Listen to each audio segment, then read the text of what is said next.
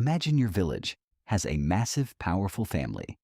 On the surface, they have a CEO and even hold big, flashy elections where everyone lines up to vote. But deep inside the family compound sits the ultimate referee. He answers to no one, but he holds the keys to the vault and commands a ruthless private army.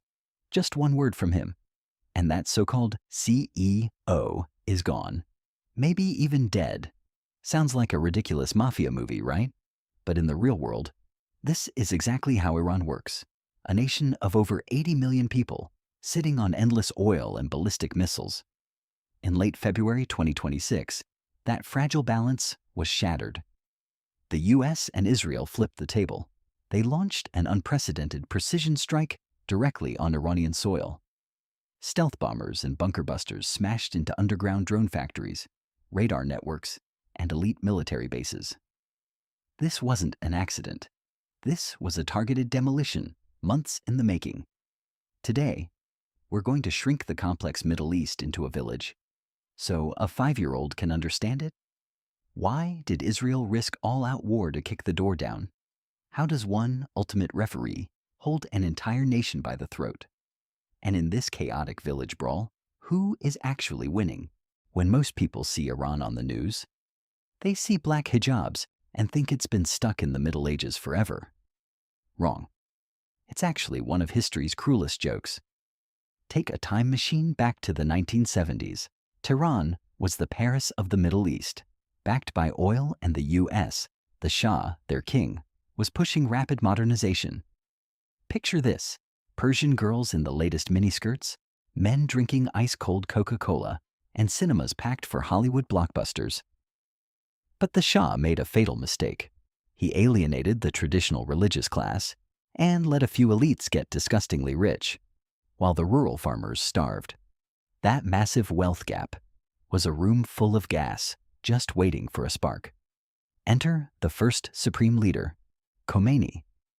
In 1979, he rode the wave of the people's anger and ignited the Islamic Revolution. Secular students and intellectuals cheered for him, thinking they were getting freedom. Instead, he took power, crushed the secularists, and built a bizarre system. Here's how it works. Vote for whoever you want, but I get the final say on the military and the law. Overnight, miniskirts burned, and black hijabs became the law. When Khomeini died in 1989, the current supreme leader, Khamenei, took over. At first, he was a weak boss. The older clerics didn't respect him. So, how do you survive in the mafia? You get guns and you get money. He started feeding a small, loyal militia, a militia that would grow into the most terrifying monster in the Middle East. And that monster? It's not just an army, it's a billion-dollar empire. That monster is the Islamic Revolutionary Guard Corps, or IRGC for short. In a normal country, the army protects the borders. In Iran, the regular army stands at the border, while the IRGC exists solely to protect Khamenei. And to keep this private army loyal, he gave them something terrifying: an unlimited license to print money. Decades later, the IRGC isn't just a military. They are a super conglomerate. They control nearly half of Iran's economy. They monopolize billion-dollar dam and highway projects. They run the telecom networks. They even control the ports, meaning they're smuggling ship stock without paying a single cent in taxes. Imagine the village security chief. He has the guns, but he also forcibly owns the water plant, the power grid, and every delivery truck in town. The top brass gets filthy rich, buying assets overseas. Meanwhile, ordinary Iranians face crushing inflation, fighting just to afford meat. But if anyone protests, this billion-dollar machine crushes them without mercy. That is how Khamenei holds the country by the throat. So, why is Israel the one kicking down the door? Because the fear of the Holocaust is baked into Israel's DNA. When a nation armed with missiles constantly screams on loudspeakers that they will wipe Israel off the map and starts secretly enriching uranium for a nuclear bomb, Israel doesn't treat it as a joke. Their survival logic is brutal but simple. Before you can destroy me, I will physically break you. Long before the massive airstrikes of late February 2026, Israel's intelligence agency, the Mossad, had been fighting a shadow war with Iran for over a decade. And the details? They make Hollywood look boring. Around 2010, the US and Israel deployed a supervirus called Stuxnet. A Mossad agent smuggled a simple USB drive into Iran's offline nuclear facility.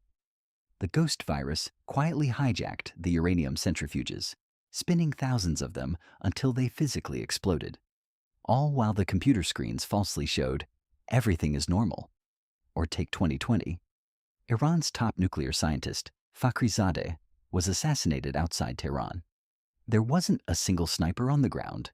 Mossad smuggled a machine gun in pieces, mounted it on a pickup truck, and used an AI-powered satellite-controlled system to shoot him.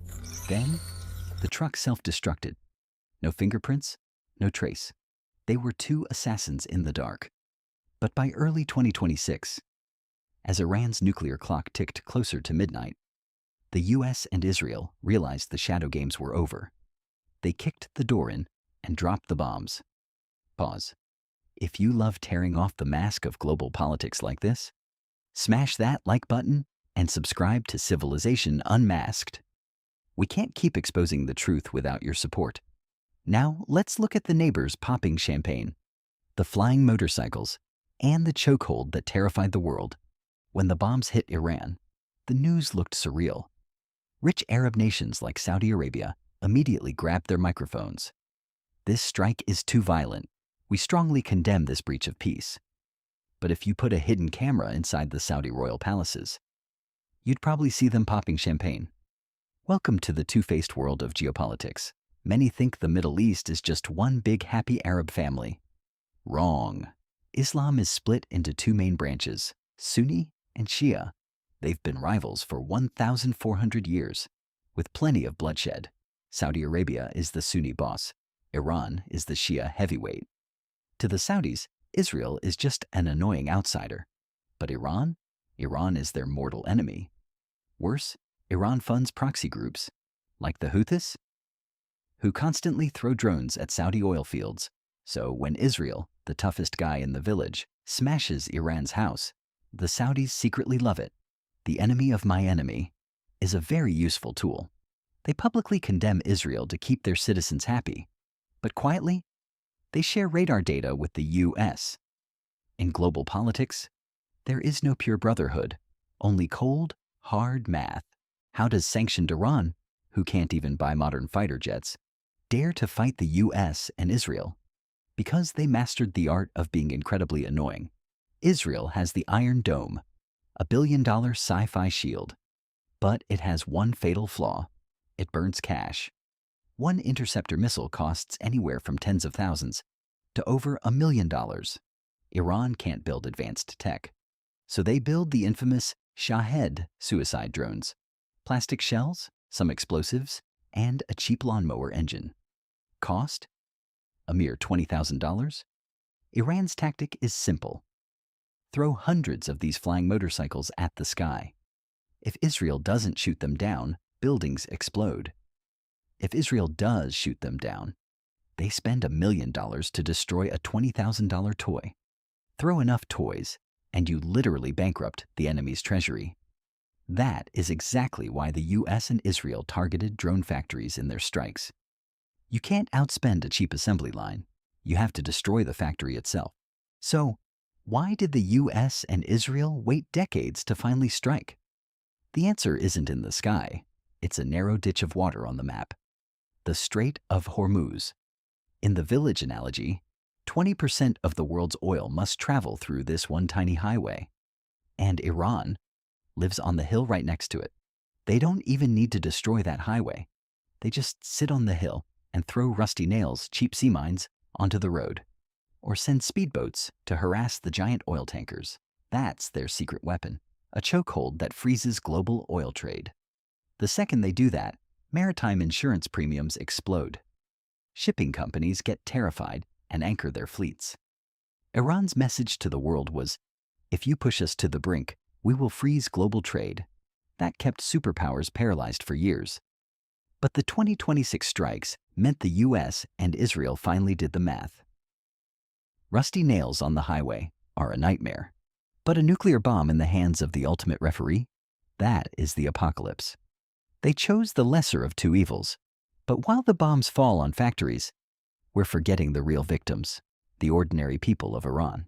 Real-life Iran is a deeply fractured cyberpunk society. Walk into a normal Tehran home at night, and you see a different world. Gen Z here is highly educated. By day, they wear black robes and pretend to comply with the morality police. But at night, doors lock, VPNs turn on, the heavy robes come off. They throw underground parties, listen to Western rap, and trade crypto. Do they hate America? No. Most crave a modern life. They hate the corrupt elite, dragging their country into the abyss. They don't want proxy wars. They just want a job that beats inflation, the freedom to hold hands in public, and a passport that isn't despised. They are prisoners in a geopolitical matrix. Bombs might destroy factories, but the only thing that will truly destroy this system is the quiet, building fury of millions of people in the dark. When the dust settles on the strikes of 2026, the Middle East is forever changed. War is never just numbers on a screen. It's politicians doing math and ordinary people paying the price. This is civilization unmasked. Do you think Iran will fight back? Or back down? Will this strike spark an all-out Middle East war? Drop your predictions in the comments. I'll reply to the top 3. Thanks for watching. See you next time.